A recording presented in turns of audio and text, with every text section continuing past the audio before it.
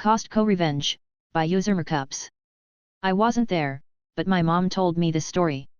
My mom accidentally ran into someone's heel with her cart in Costco. My mom is the nicest lady ever and started apologizing profusely, but the guy was just nasty. Cussed her out so loud, and my mom stayed calm and apologized some more, but finally had to walk away when he just kept berating her. Later when she got up to the checkout, a couple approached her, snickering and trying not to bust up laughing. My mom was confused until they conspiratorially told her, "We saw how bad you felt for running into that guy and saw how nasty he was to you, and then we saw him leave his cart to go grab something, so we took his cart way over to the other side of the store and he is going crazy looking for it."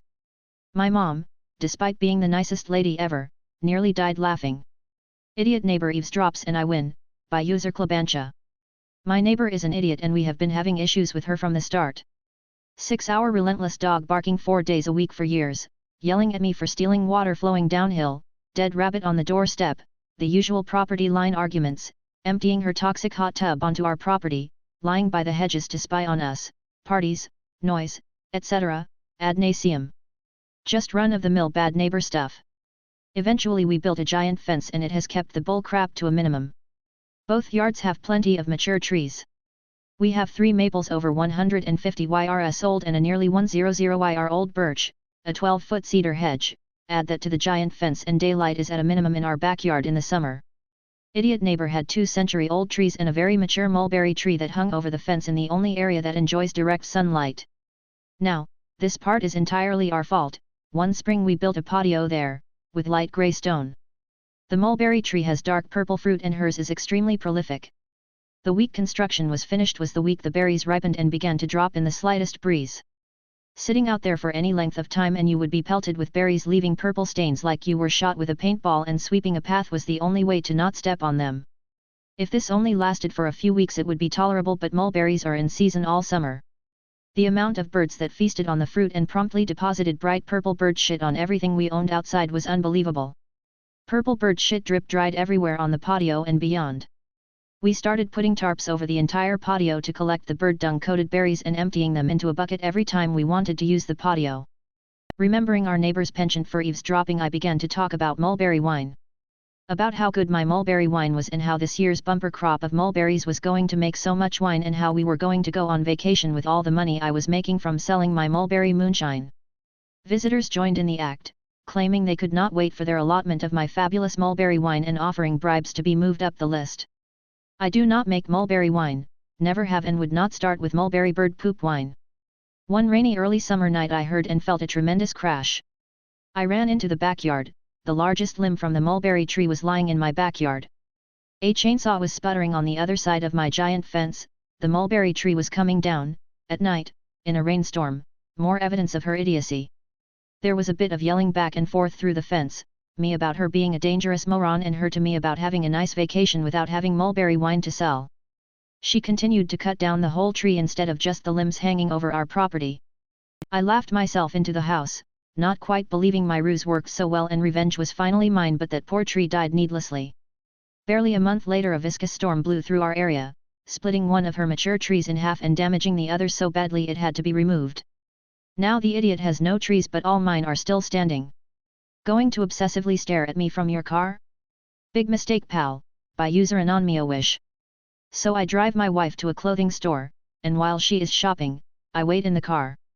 About 10 minutes later, I notice a guy is staring at me from another car. Not a glance, a full stare. So I do the thing I normally do when idiots stare, I wave back to them. He waves back. Then I start blowing him kisses. And he still stares. Now we are outside a women's clothing store, so I know there is a good chance his girlfriend, wife will be going back to their car. So I wait, and wait, staring at him the entire time. This guy was weird. I wait until his girlfriend/wife gets inside the car, his window is open BTW, I go up to his car, point directly at him and say very loudly, "I am flattered, but I am not gay." Then I slowly turn around, walk back to my car, and continue waiting for my wife. Full-time receptionist tried to take Jack my commissions when I worked as a part-time receptionist, by user Garden Variety Hater. During the pandemic I worked as a part-time receptionist at a car dealership to keep afloat while I looked for jobs in my field. I worked alongside a horrible full-time receptionist. The receptionist was good at her job but was terrible with computers and terrible to others. At the dealership we had this commission system. 1. Receive a phone call, enter data into Excel sheet equals $1. 2. The person comes into the dealership equals $1 plus $5. 3. The person ends up buying a vehicle equals $1 plus $5 plus $10. She started jacking my calls and changing my name to hers in Excel. Sometimes a client who had called me first would call again and she'd write that as a new entry and delete mine. I started locking the cells in the Excel files that had my name. She was furious, tried to pin it on me trying to hijack her calls. She went to the GM and argued that I am making Excel files different and it is not allowing her to do her job. I convinced the GM that the old way is causing a lot of discrepancy and reminded him of an audit coming up soon. He told me to teach her how to use the new Excel sheets and update him on all the discrepancies I see. Since this was an audit, and it was an audit that was supposed to be for the past year, I dug up all the previous sales call logs. Many entries written twice, thrice, and even 4 times. Same entries but different months. We had another portal where the customer's information was put in by the sales guys and I spent hours looking for cancelled deals, no-shows, wrongfully entered data, the customer sells their car instead of buying one, etc. It didn't matter that I ended up finding 2 of my own entries as cancelled deals, which I couldn't have known since I only worked evening. The GM sees the amount of work I put in and my honesty and gives me a $500 vanilla rewards card as bonus and makes it a new rule to check Excel sheets at the end of the month with the information on the portal. Turns out she had been paid close to $8,000 extra throughout the year. I emailed the Excel sheets to the GM and resigned the very next day as I had found a job much closer to my own field. From what I heard they stopped the commission indefinitely for her but not for the new part-time receptionist.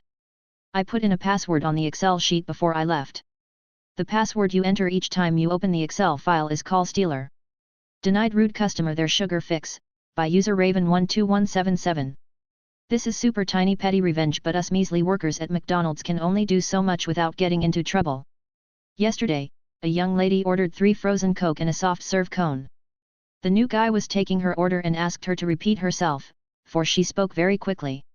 Angered by his request, she spoke louder as she repeated her order and asked, "What are you, deaf?" And I could see the poor guy die a little inside. I stared at her as he punched in her order and said, "There's no need to be rude, ma'am." To which she responded with, "Just do your fucking job," and muttered more under her breath. I turned to grab drinks for another order while the new kid went to pour the frozen Coke.